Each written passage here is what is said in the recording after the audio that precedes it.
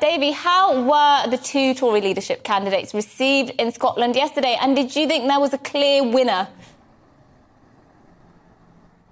Well, they certainly weren't received very, very well at all. There was shouts of Tories out and Tory scum as they arrived in Perth, obviously for the hustings. So that gives you an indication of some of the welcome that they got when they arrived here. It was never going to be great, let's be honest. There's not that many Tory MPs in Scotland, and certainly in terms of a leadership race, there doesn't seem to be a great desire in Scotland between either party, Sunak or Truss, and great confidence given the fact that you already pointed out that they are not backing an Indie Ref 2, so that's certainly one problem straight away. But yeah, I mean, there's a number of problems really. Obviously, Liz Truss has come out and said that Nicola Sturgeon is an attention seeker, so again, that's a real slap in the face as far as Nicola Sturgeon is concerned. But she did say, Liz Truss, that she would work with her constructively, so that remains to be seen how that would work should she become successful and get the leadership of the Conservative Party. But yeah, they've not really been really well received in Scotland, and I don't think that anyone thought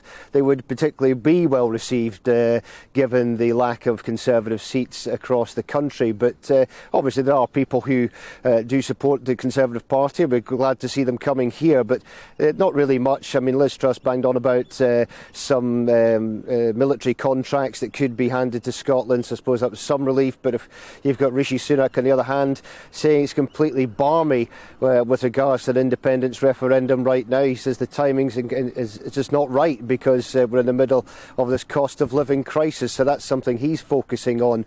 I think, given what I've heard, given what I've seen, probably Liz Truss has come out slightly better, and that's even despite the comments that have been attributed to her from about 5 years ago. Davie, she got off to a bad start, really, didn't she, with the Scottish people by saying that she thought that Nicola Sturgeon was an attention seeker who needed to be ignored. That didn't strike me as the most sensible way to go about it. Rishi Sunak has countered that, hasn't he? What did he say about the relationship he would want with Nicola Sturgeon?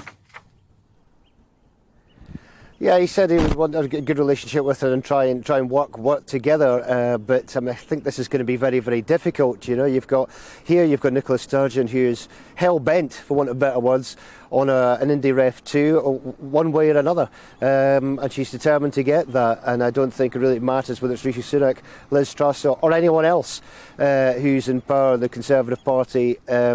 You know, Nicola Sturgeon really wants this. Whether that's going to happen, I suspect it probably won't, because I just think the legal challenge and everything else that's around it, it will make that an impossibility. But you do have to point, as Nicola Sturgeon will do, point to a country that's voting not for the Conservative Party, it's voting for the SNP. The vast majority of people, it would seem, want independence, although a lot of people would dispute that. But given the voting figures, surely if you're voting for SNP, then that's a vote for independence, you would think. So she wants this independence. She's going to point to that and say, well, hang on a second, we've got a country here that wants independence. It's voting for the SNP, the party, yet we're not being allowed to do so. So, yeah, it's going to be a collision course, that's no doubt about that. Whether it's Rishi Sunak or whether it's Liz Truss, we're on for a collision course here.